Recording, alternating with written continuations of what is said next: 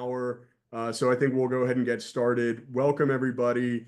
My name is Sam Tallman. I'm the newest board member for Fundación Borincana, as well as Director of Energy Services for Green Power Technologies, Puerto Rico, and the co-principal here at the Puerto Rico Energy Forum, along with my conversation partner, Tom King. Tom, good evening. Yeah, no, echoing that, welcome Sam, and we also added Angel Zayas to the board, and Oh, we'll uh, excellent. we'll likely we'll likely be adding others through next year to bring our numbers up. We have slots, and we're growing, and we need more skills. So, looking forward to bringing more people on board. So. If you're not Welcome. familiar with Fundación Borincana, we can link to it as well. It has a broad set of programs, but I think overall one of the things that we echo here at the Energy Forum is the need for energy-driven economic development, and that's something that takes place throughout the different programming at Fundación Borincana. Tonight we have our Power Hour segment. Power Hour is our first of 3 monthly segments, talking with an invited guest who this evening is Angel Rivera de la Cruz. Welcome back, Angel. And this is sort of the follow-up to a conversation we had 5 or 6 months ago on PREPA's bankruptcy, the bankruptcy restructuring, where we're at with that, what happens next. This is our most informal segment. And so if you're on the line, please feel free to contribute and chat, ask questions, share your perspectives. And at the end of our 45 minutes to an hour long conversation, we'll open it up and would love to hear from you as well. In keeping with the informality and the Puerto Rico theme, I'm drinking a Crash Boat IPA, brewed by our friends over on the west side of the island. So if it's evening time or you happen to be sharing a libation, cheers. Otherwise, Cheers. Angel, I think we'll jump right into the conversation. The last couple of months since we talked last about the debt restructuring echoes something that or invokes in my mind something that I've heard a couple of senior officials in the local administration talk about with regards to it feels like we've traveled a long distance but really not gotten anywhere. And that is at strict odds with, in many ways, being in crisis mode. And you would expect things to be able to happen quickly if we're in crisis mode. This is all obviously, this conversation tonight is taking place in the context of changing federal administrations, changing local administrations. And on that note, one of the things that we've seen locally, and they had their first meeting today, was this 12-person body appointed by, not really appointed, but named by Governor-elect Jennifer Gonzalez Colon to be the advisory committee on energy matters. You've got some folks from industry, you've got some folks from industry associations, you've got some folks from the PPD party, you've got the current head of PREPA, you've got a former head of PREPA, you've got a pretty pragmatic group of members there as far as I see it. We'll get into that here in a second because I think it's relevant to what can they actually do with regards to PREPA's bankruptcy and how should we think about their progress moving forward into the new administration. But let me just start with this idea of reflecting on the last 5 or 6 months since we talked last. Where are we with the energy situation given PREPA is still not out of bankruptcy? And it seems like the back and forth between bondholders, the Fiscal Oversight and Management Board, and PREPA seems to be continually stuck in mud. Okay. Yeah. First of all, with respect to the bankruptcy Title III proceeding, you mentioned that it seems like I believe that you put it, that we went a long way, we haven't gotten anywhere, someplace, something like that. Yeah. A little brief on what happened this year. This year was very eventful. You know, after the almost 8 year long process, Judge Swain finally had the hearings. You know, for the plan of adjustment back in March. The thing is that while she was on the process of delivering her determination on that, the First Circuit essentially reversed her decision from a couple of years ago that stated that the bondholders had unsecured bonds, and they were essentially, she established the debt at around $2.6 billion.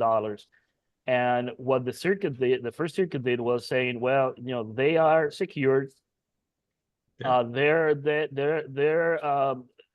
claim is about 8.5, 8.6 billion, and they can only come from net revenue. So essentially, the case shifted now to determine what those net revenues are. You know, either the previous the past net revenues and future net revenues, and where the bondholders can get their money from.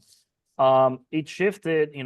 Judge Swain, waiting for the mandate from the court, shifted and say, hey, you know what? While we wait on this, why don't you guys go out there and mediate and try to find a consensual resolution on this?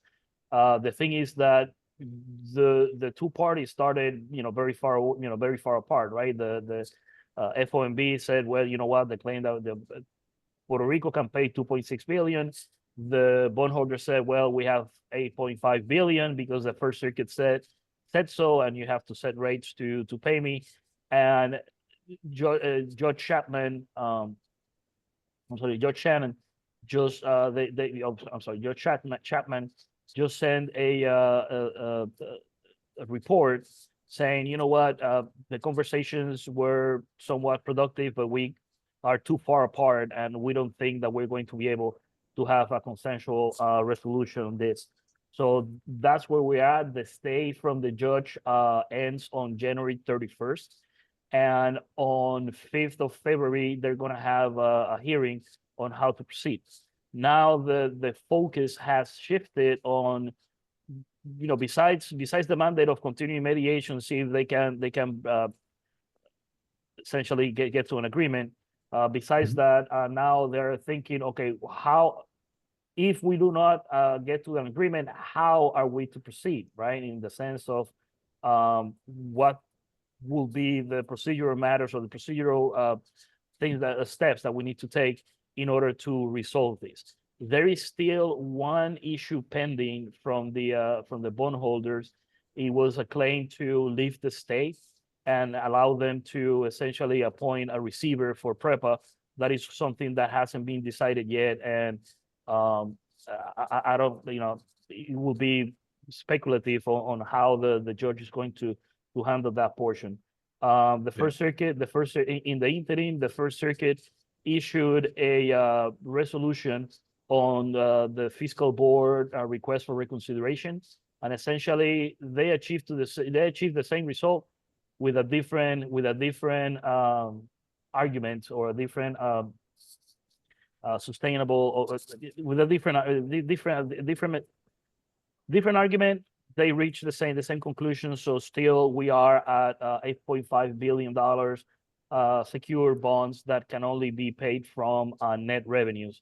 And essentially, I believe that the case is going to come down to what the definition of net revenues are, how much money is how much money does that represent, and that's going to determine how much money the bondholders are gonna probably get, unless something else changes. So that's in a nutshell where we're at, and we're in the holding pattern until the end of January, when the freeze on submissions to the court is going to be lifted.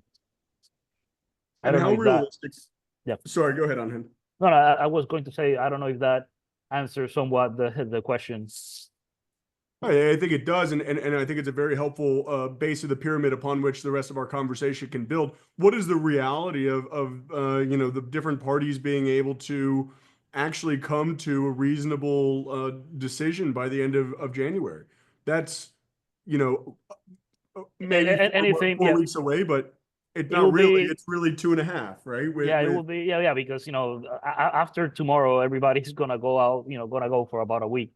Um, A week. a week. Well, so some of us, your Let, friends. let, let's let's give these folks the benefit of the doubt that they recognize the importance of Yeah, resolving this matter, where they come to some resolution or not. So even if they work diligently day and night between now and then, what's the reality of them coming to a meaningful middle space by the end of January? yeah. I don't know. It's speculative at this moment.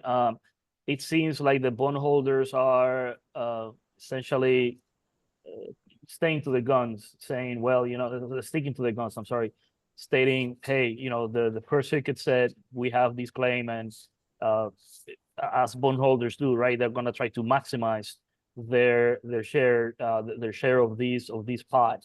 So I don't know. It will be speculative. Hopefully, like George Swain said, we can get to a consensual agreement, because that will help avoid a lot of litigation that is going to happen afterwards if they don't. So uh, essentially, that will be my thing. It's up for grabs. We don't know what's going to happen from now until January 31st. Tom and I were talking about this a little bit earlier, and Angel, haircuts are not your and my forte here, but somebody's got to take a haircut, and potentially three parties may have to come to a reasonable position here that says the bondholders are looking for something more than nothing. PREPA's got to get to a position where they can actually proceed, right? Otherwise, they're just truly an obsolete entity. Or and the Fiscal Oversight Board, I think, has to come to an honest position of the costs associated with still being in bankruptcy vis-a-vis the costs associated with a restructuring plan. And I see that last bit as something that's not necessarily discussed, which is it is incredibly costly, not just in a direct monetary, but in a long-term economic standpoint, very costly for the island's largest public corporation, the first one to go bankrupt, the one with the largest amount of debt, to still be in a situation where so many things depend on it to get out of that scenario. Yeah. Is this something where all three will have to come to a compromise, or are two out of the three or one out of the three better positioned to come to the table and say, okay, you know what, we tried everything we can. There were negotiating tactics that we deployed to get to a better position. They didn't work, and as opposed to letting this debt get to a Supreme Court decision where there's just here's the decision we've decided for you, deal with it. Who moves to the middle? That's the big question, right? And that's what the mediation process tried to do, right? You have two entities this far apart. You want to start them moving towards some kind of middle ground. The frustration from the mediation team that was in their report is that there hasn't been any movement from anybody. So how do you bridge that gap in the amount of time that we still have left is very uphill. So I don't know. So I mean, I have ideas in that regard, and I've had them, and I put them in print 4 years ago. There's you got a bunch of people arguing over a pie that they all assume is one size, and unfortunately, it's not. I mean, it's it may be smaller, but it's probably going to be bigger. But nobody wants to do that. Nobody wants to work on enlarging the pie. And the people that we have in these negotiations are great at breaking things down and making their arguments and coming up with theories about how much debt that can be repaid over some period of time, and coming up with a magic number of 2.6 billion, which is based on air. And not really coming up with anything that makes a lot of sense.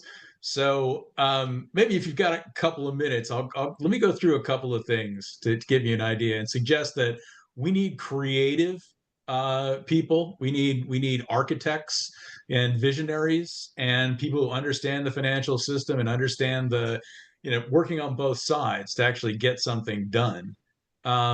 So here's the basic, idea. And one of the questions I wanted to address here is, why not work with the outline of the bondholders structure, right? The devil is in the detail, for absolutely sure. But instead of saying it's just us versus them in every decision, why not figure out structures that are win, win, win, win, basically, for people? And there can be.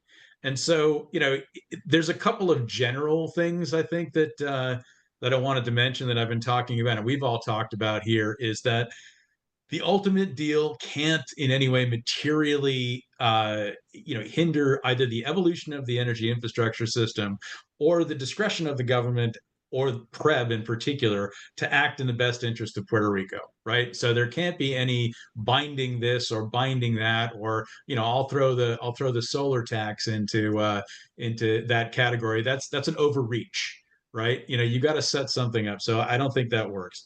The second thing I think generally is that the government of Puerto Rico has been sitting on the sidelines for almost 8 years, as we're in the 8th year of this bankruptcy, doing nothing but complaining and saying, no, no, no, this, et cetera, and left it up to the JSF and the bondholders. I think, those days are over. I think people are coming to understand that, but they have to get in the game. If we want the resolution to move swiftly, then we can't have something cooked up between the JSF and the bondholders only to present it to the government and the people of Puerto Rico with everyone going, oh, I don't like that. I'm not going to vote for that.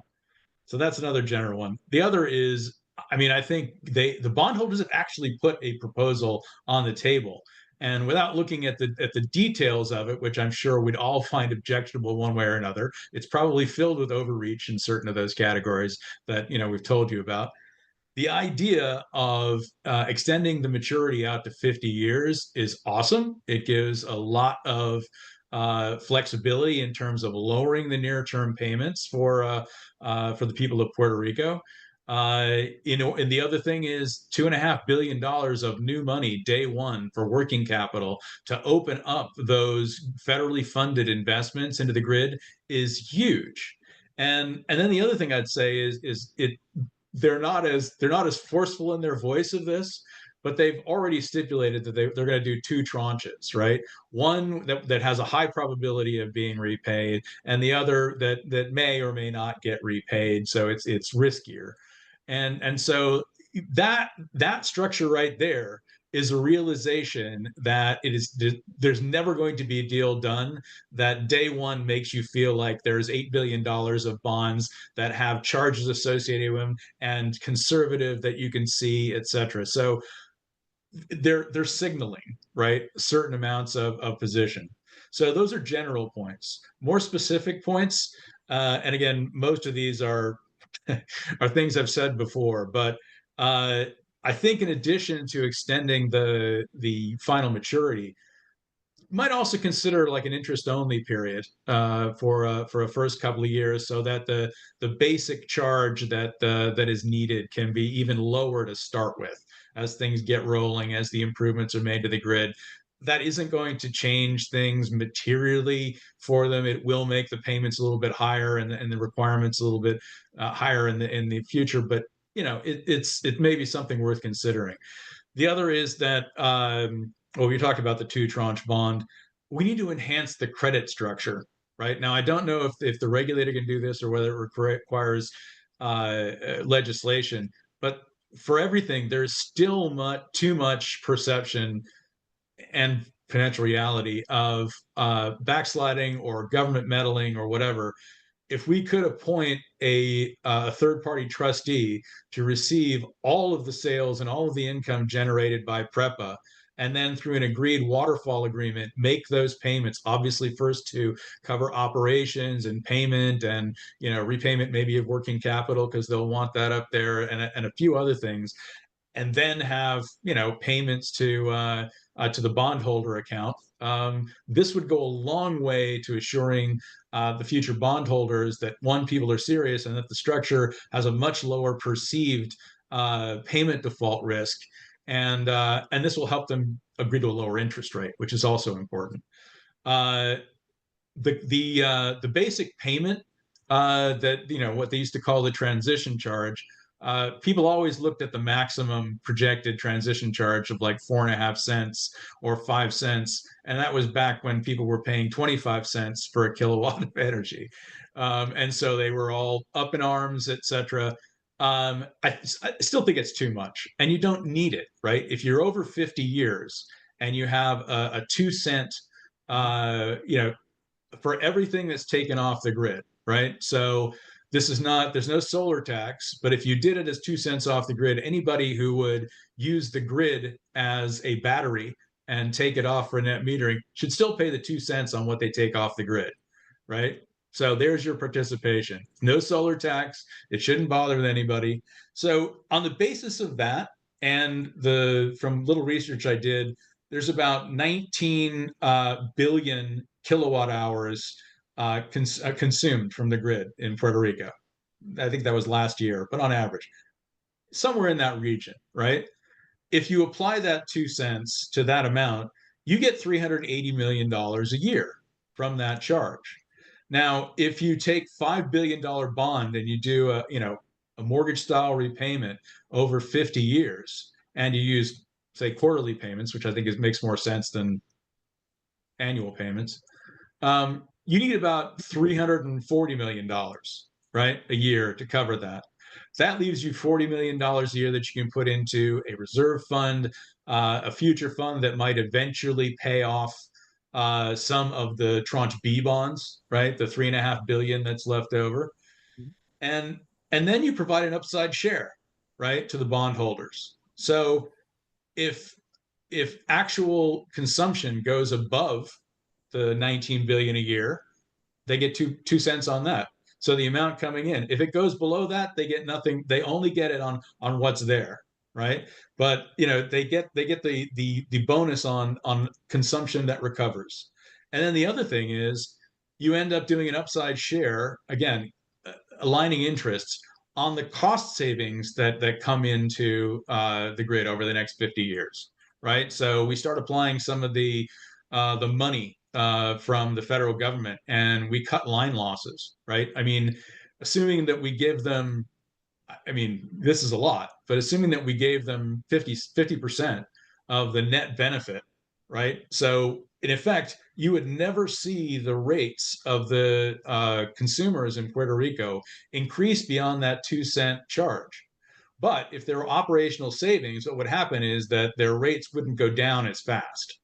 So, from the point of view is, well, you're never going to pay more than 2 cents, right? But you will be paying a bit more as you're sharing the benefit of the upside with the bondholders. If you do that, you're beginning to create, a vision of what could happen rather than on the upside, rather than what might happen on the downside, and protect against that. And I think, honestly, this structure could be sellable to everyone because it benefits everyone. So this is what I'm saying. I mean, in terms of, we need creative people who are going to work and think and do things like this, and on both sides, or on all four sides if we want, right? We need the government, we need PREB and PREPA, and we need the bondholders, but we also need to bring the people of Puerto Rico along with this too. So I have another thing in there about whether it's still possible to have litigation against some of the underwriters and other folks in there. That may have passed. There was certainly a lot of talk about it, 6 and 4 years ago, but nobody's talked about that. I would say that any recoveries from that sort of thing, after court costs or things like that are actually collected, could also be shared between the bondholders. Although I wouldn't necessarily get into that. So this is kind of what I've thought about, what I've been thinking about for at least 4 years, 4 to 6 years, and yet it just still goes on. So what do you think, Angel? I mean, some parts of it are probably a little crazy for people, but I mean, this is all based on stuff that's been done before elsewhere, right? In different things. So Yeah, no, I mean, like I agree with you. There is a lot of ways that, you know, there's more than one way to skin a cat, right? And Yeah. there should be a little bit for everybody, and making sure that not only, 'cause my point is, any structure that you design have to be for the long term, and try to ensure not to be back here 5 years from now, having the same the same problem. So, yeah, everything that you say sounds, feasible, and sounds pragmatic, from our point of views. What's going to happen, like I said, is highly speculative, but I agree. We need to find a solution rather quickly on this issue, because the longer that we stay on the Title III process, the longer we're gonna have to wait to have access to the market, and the longer that we're gonna have to wait to make investments, real investments in the system, that are cheaper than the investments that you're doing right now. So, Yeah. in that sense, we Yeah. do need to move that needle. So.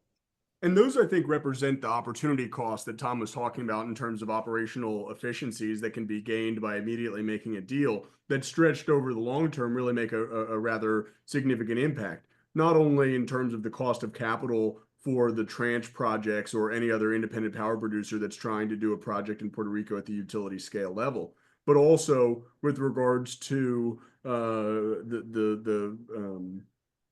so and that has a couple of different implications, right? The counterparty risk, the insurance risk, the cost of capital, the ability to attract more competitive bids on RFPs coming out of the Energy Bureau, or any other independent coordinator that is managing RFP processes, the ability to leverage Luma to its fullest extent, the ability to leverage Haneda to its fullest extent, the ability to extend potentially the life of AES's coal plant in Guayama, the potential to build this 350 megawatt baseload plant that went through the P3 process. Mm-hmm. All of those end up being less expensive endeavors getting PREPA out of bankruptcy, that this charge that Tom referenced spread out across those over a long horizon really makes sense. What can't endure is the fact that Puerto Rico is in this situation for much longer, in part because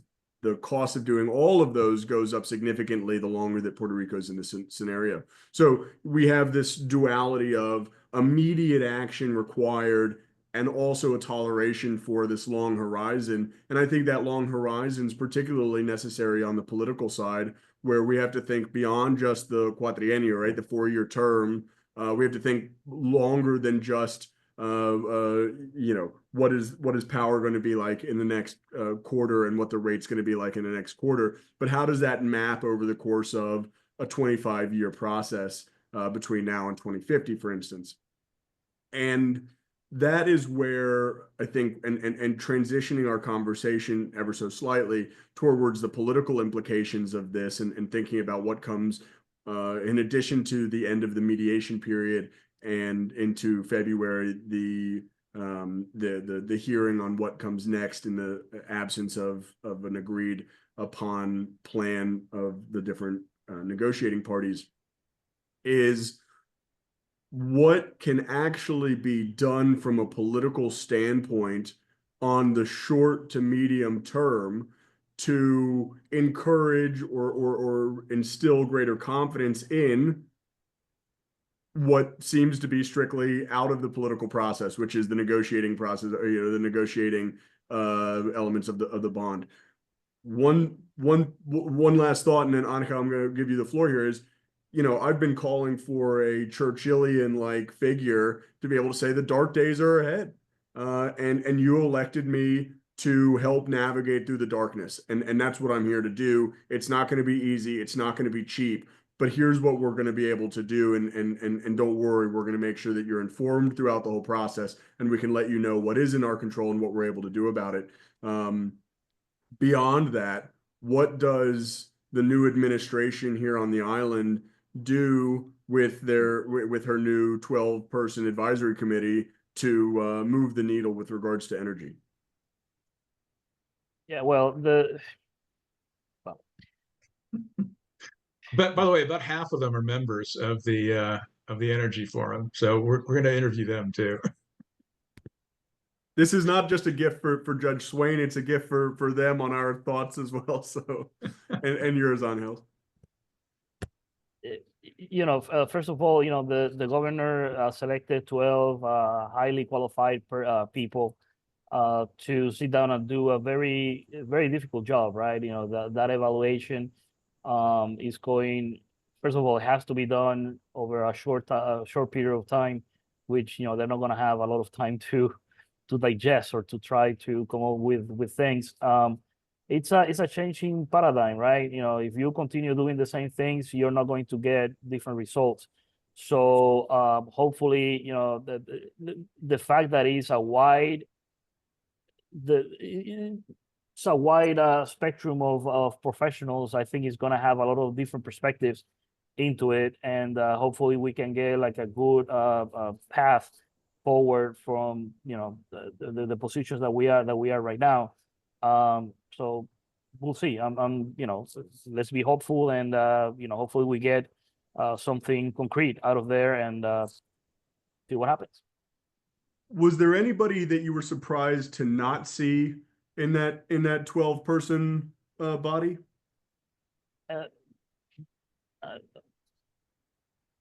To be honest, I haven't even think about Yeah.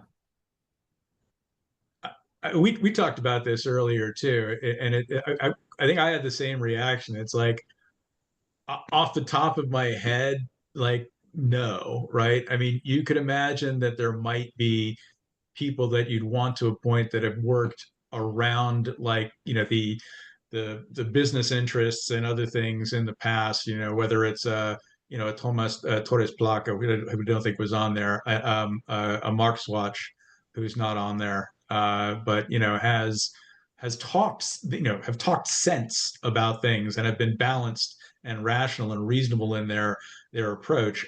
And I don't know whether they were, I don't think they were deliberately left off. I think they just found a list. And I'm sorry, Tom, you got to keep in mind, the larger that you make these type of committees, the harder it is to find consensus, and harder to find definite answers.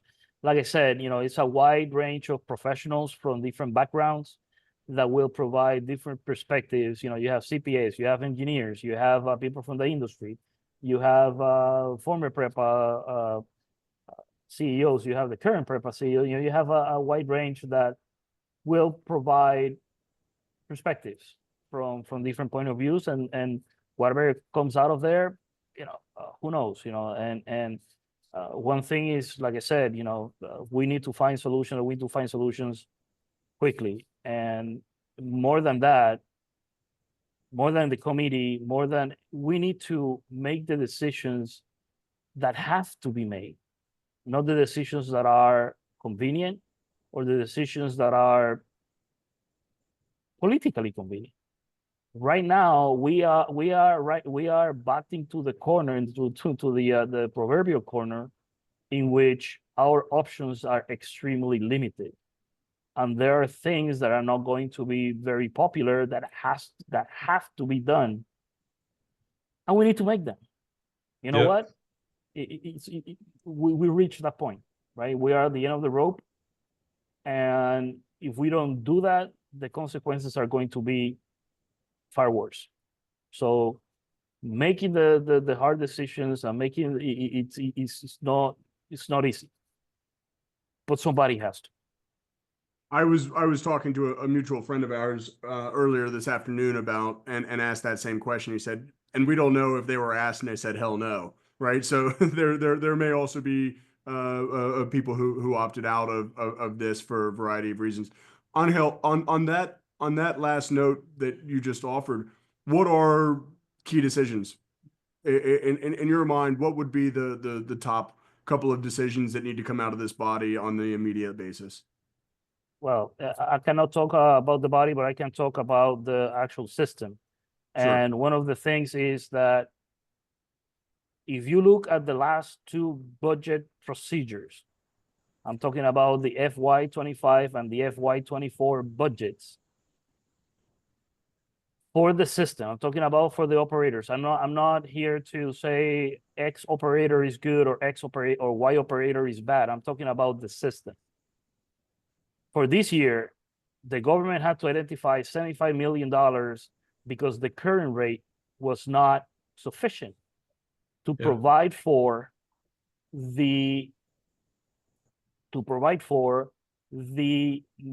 not even the basic needs of the system. I'm talking about for underperforming the needs of the system. Last year's gap was 120 million.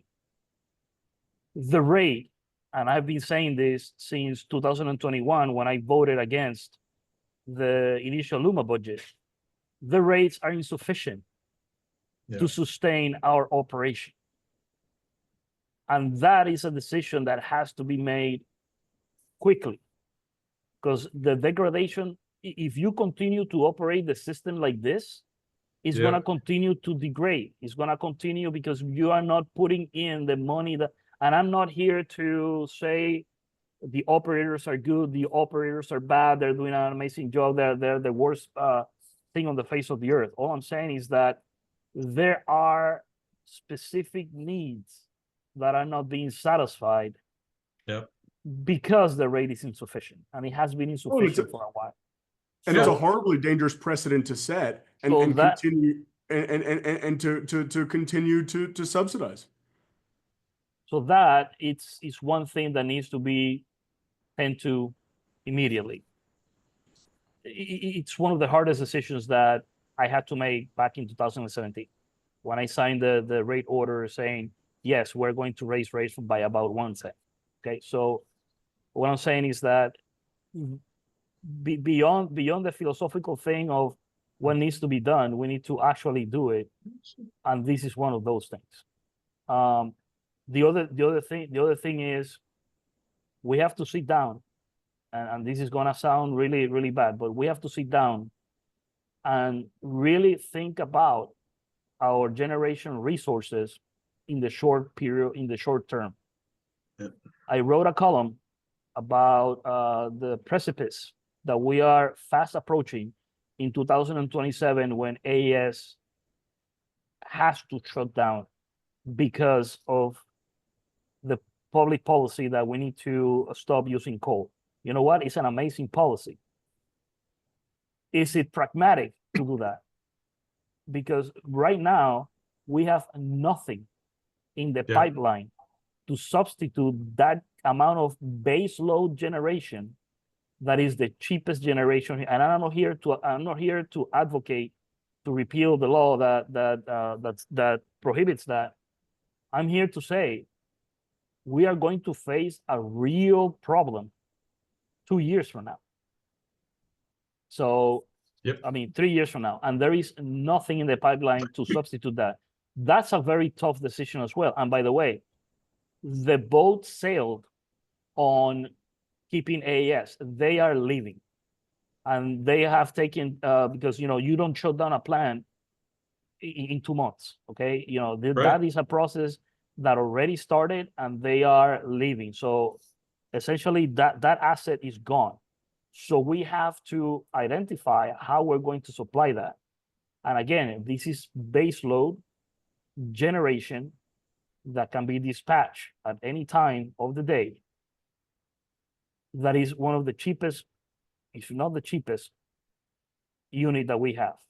And based on the plant availability and forced outages of the rest of the fleet, you do not have space right now to substitute that generation. And that in itself is going to be a big problem 2 to 3 years from now. That's another decision that we have to make. We also have to rethink our public policy on renewables. Sadly to say, the IRP proved to be too aggressive in that type of development. So the tranches were, out of the 3,700 megawatts that we needed, we approved less than 1,000. So how can you retire the old fossil fuel generation if you cannot develop substitution for that Right. for that capacity. And right now, we are beyond the lifespan of these assets, and they're going to continue to break. And it's not because they're not being operated properly. Maybe there's some of that, but all I'm saying is that you cannot expect a Chevy Nova to perform like a Prius. It doesn't, my car is a 2020 Toyota 4Runner. I cannot run it like a Cadillac. I have to run it slowly and nicely. And I talk to my I don't talk to the car, but what I'm saying is that these are things that are practical, that are gonna be difficult, and that are fast approaching. So, anyways, I'm gonna stop there because those are two big things that needs to be rethink in order for us to move forward. So let's game this out a little bit, and then I see there's a couple of Robert's put a couple of questions in chat, and some other folks may have questions. Let's assume that there's a major push in January to address Act 17 in particular. Change the policy, particularly related to AES. Excuse me. Extend their 2027. They're leaving, Sam. PPA. There is no policy. There is no policy change in place that will make AES stay. Sure. But let's assume then they could sell that asset.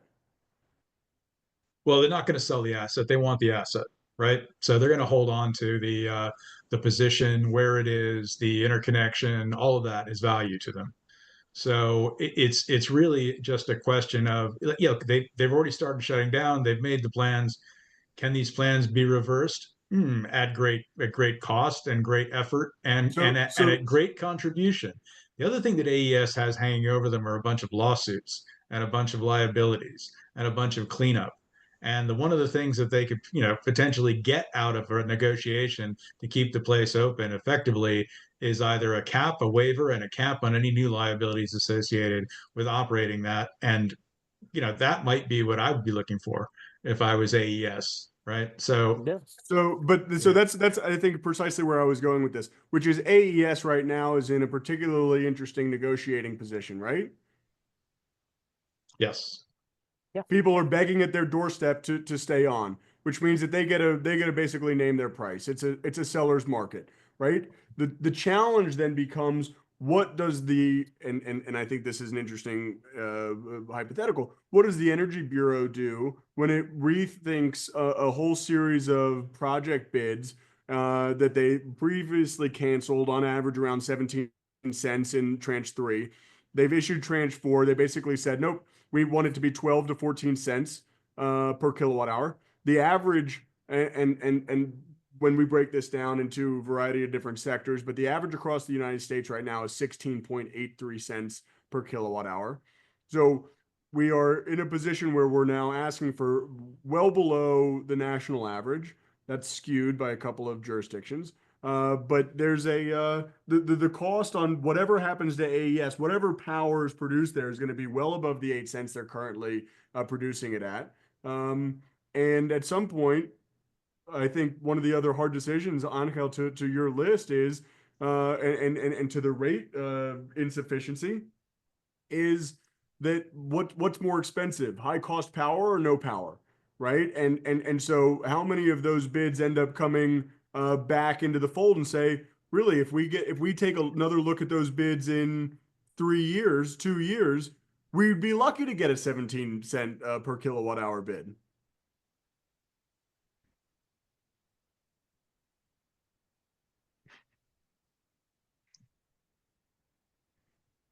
I don't have a question at the end of that. It's a hypothetical world.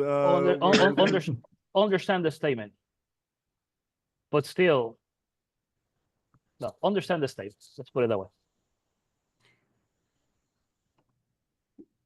Robert put a question in chat when we were talking about PREPA's bankruptcy that I think is worth looking at. It says, is there a pathway to liquidate PREPA to a new entity, not necessarily Luma and Genera, I don't see the business model how you invest in the rebuilding of the grid and honor the $8 billion bonds. Yeah. And I mean, I know I answered part of that, but let's give Angel a try if he's got an answer to that one. I don't. I mean, it's when you say liquidated, what do you mean? Like we're going to sell off the assets?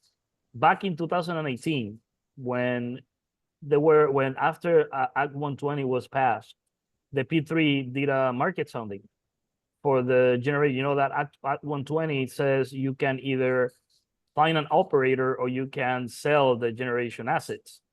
Yeah. I'm going to give you 3 guesses, Sam, as to how many people do you think came to bid on PREPA's assets for selling? Was it a negative number? It was nobody. It was nobody. Did anybody walk away? Yeah.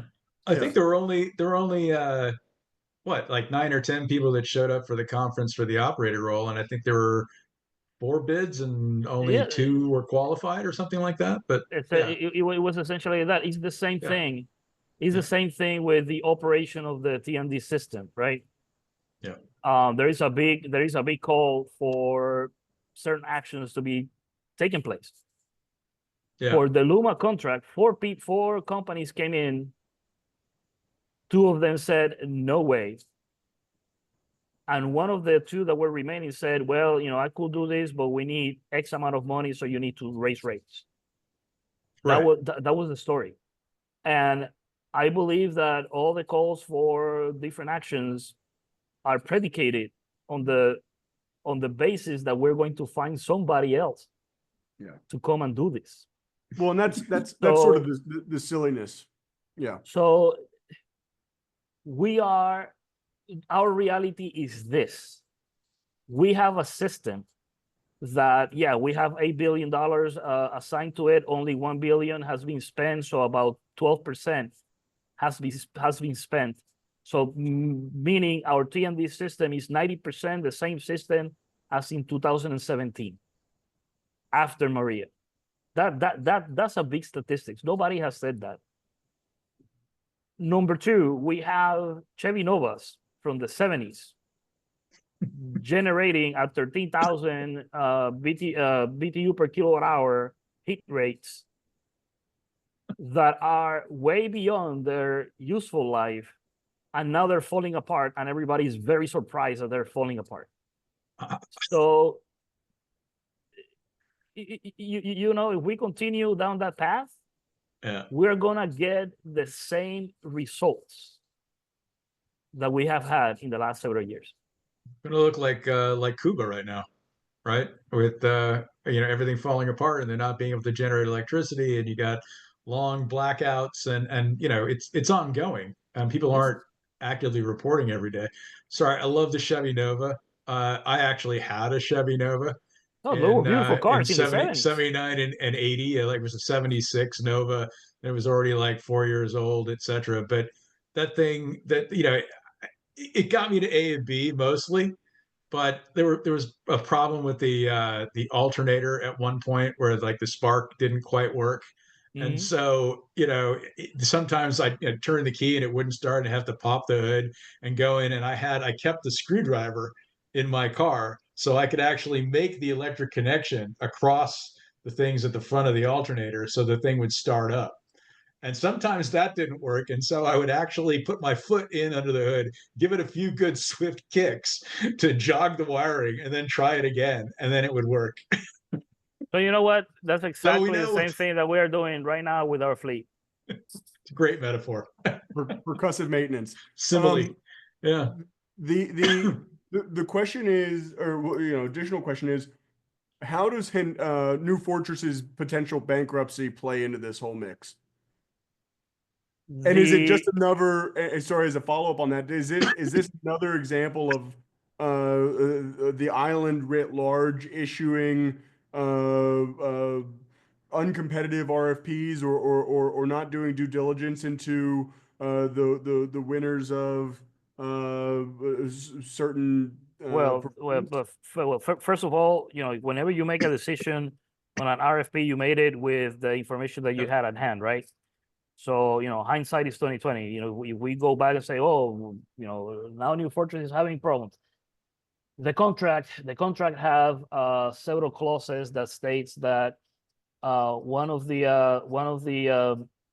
cause of actions for termination is bankruptcy, either voluntary or involuntary bankruptcy from either Genera or their parent company. So the short answer is that there are provisions that the government can call upon if that happens. So that's an event of default and they can take over in the contract. infrastructure too, right? I mean, they may have to pay market rate for use, but they can take over the infrastructure. So the landing ports, the regasification facilities, all of that stuff, so that if they need to, yeah.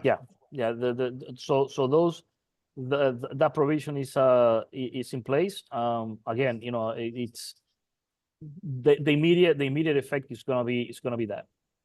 Yeah. It's much more likely. I mean, if it does come to that, there's going to be a longer period of uncertainty. What bankruptcy is it going into? Do they split the assets from different things and create and preserve a creditworthy company that doesn't go into bankruptcy and would probably have this contract? But even if it goes into the whole thing, there's chances are that you're going to try and preserve and provide money to actually preserve this contract if it goes into a Chapter 11. Even if it goes, and no one's going to go directly into Chapter 7, particularly on a company with assets in so many different countries. So, yeah, it's a period of annoyance and higher costs and supervision and weekly calls and meetings and hiring people in order to review what they're doing and lawyers to intervene if necessary on behalf of. Yeah, that's my take, because I've definitely gone through one or two of these. So it is a nightmare scenario either way. So yeah. Though I think it's worth noting, and Tom, you and I had a discussion about this a couple of months ago, that the Supreme Court ruled, and I'm not as steeped into some of these legal nuances as I'm sure you two are, but the Puerto Rico Supreme Court ruled that Puerto Rico entities, prudent entities responding to RFPs from the government of Puerto Rico will exercise additional caution when determining how to demonstrate their economic fitness, ruling that the administrative agency is not allowed to consider the financial statements of the proponent's parent company and other affiliates when evaluating the financial condition of the subsidiary. That seems like a ruling that directly incentivizes some of the scenarios that we're in, right? It's not. I appreciate that there's some plausible deniability with regards to being able to say, well, this is the information we had on hand, but if there's also a limited amount of proponents, then you're in a situation where you have to. If you want to move forward with the RFP, then that's the situation you're in. Yeah, it's almost word for word out of the credit guidelines of S&P and Moody's as well. So it's not that surprising, and in most other cases, it would never have gotten to the Supreme Court because people would have enforced this, from the very start. Because they know that unless you've got a creditworthy counterparty, and if you've got a big balance sheet and you've got a lot of business, within the local responsible entity, either the entity you're entering into contracts and you're looking for damages for, and you're looking for performance, that's fine. But you can't rely on the parent unless there is a direct enforceable parent guarantee. If there's a direct enforceable parent guarantee for the obligations of the subsidiary under the contract, generally the rating agencies will allow you to benefit from the financial strength of the parent. Yeah. So this is dour. Well, let me go back to a point that Robert raised as well, and Angel was talking about. Look, there are there are different structural things that could potentially be done. I don't think that the regulator could do any of them on their own. I think it would require legislation. but in this atmosphere, it doesn't mean it couldn't get passed. The claim that the bondholders have are on the net revenues of PREPA, right? So if the between the two of them, the PREB and the other, you could limit, right, by changing the structure of what's below PREPA and where the money goes effectively and how entities are regulated and what they can do to limit the net revenue of PREPA to just effectively what it's given in order to pay the debt and some operating costs or whatever else. So in theory, the bondholders can't just rely on that lien uh, because you've got political risk and now you generally don't have this risk with revenue bonds in municipal market because effectively if the state was going to do something like that it would sour the whole state. So people are issuing billions and billions and billions of dollars typically of revenue bonds for different projects that are guaranteed or with a lien on the revenues generated by that project or local tax revenues or other types of things associated with that. Right now Puerto Rico doesn't have much of that, right? So they could take the step potentially of effectively gutting the amount of money that could actually flow to PREPA to be considered net revenues, and that could be a negotiating position. I don't think that frankly they would ever do it other than in an agreed context if they wanted to really make it clear that this is how things are going to be set up and this is how the accounts are going to be set up, and we're passing legislation that says this money is going to you and this is the net revenues for the avoidance of doubt and the clarity for future bondholders, etc. But you could threaten that sort of action. Would they be sued? Oh, hell yeah. And would it delay things for a period of time? Quite probably. But the important thing from the point of view of the bondholders writ large is that that kind of action taken or that kind of thing done within the context of Puerto Rico doesn't change the fact that they've got the ruling that there's an inviolable lien on the net revenues, right? So the basic structure of the revenue bonds has been upheld at a high level, right, in the judicial form. So there are ways of structuring, cheating, if you like, from the that's what the bondholders would say. Puerto Rico would say, hey, we're just being real. We're getting this to the point we can't afford to pay that much. We're going to limit the amounts that we give you. So I mean there is a path. It's a dangerous path. It's not one taken that should be taken lightly, but it's not absent necessarily, and Puerto Rico might just be able to get away with something like that, whereas other states could not. We are at the end of our formal hour. Ankel, leave us with something good. What is put us in the Christmas cheer for the end of the year? What are you optimistic about? Navy beat Army. That we can depending on which side you're on, I think we can celebrate that. Tennessee's got a a playoff game this weekend. Well, The Volunteers basketball is number one in the country. I was a Navy man for 22 years, so you know what my position is on that There one. you go. And the best thing that's gonna happen next week is that Christmas is on Wednesday. So that's it. That's all I have. And Christmas Eve's on Tuesday, so There you go. Right. Lots of wine, lots of celebration. That's it. That's all I Yeah. have for that. No, we've got a couple of specials coming out.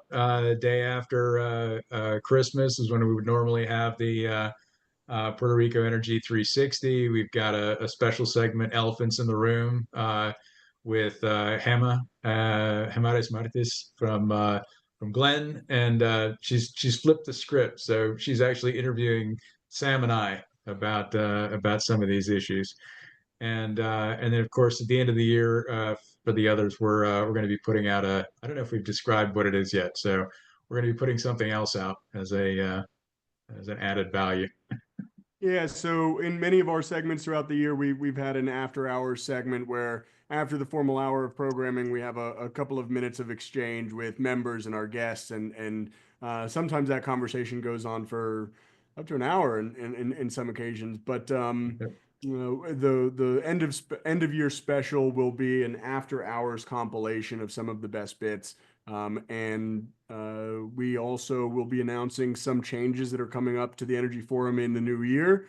Some formalization amongst our processes. We're launching a website, some more formal email addresses. We're going to have a newsletter, a news blast, and a couple of other things. So I think we'll leave it there. Angel, thank you for your insight, your perspective on the situation, and for sharing it with us. Oh, definitely. Thank you for the invitation, and I'm here to support any future events. So appreciate it. Absolutely, and follow the forum, subscribe to our content. If you want to hear more from Angel, we'll be sharing and linking to his articles. He's got a couple coming out in 2025 that are very pertinent to the infrastructure situation and energy in specific. So I think with that, we'll end. Merry Christmas, Happy Holidays, everybody, and we'll see you in the new year. Thanks, all right.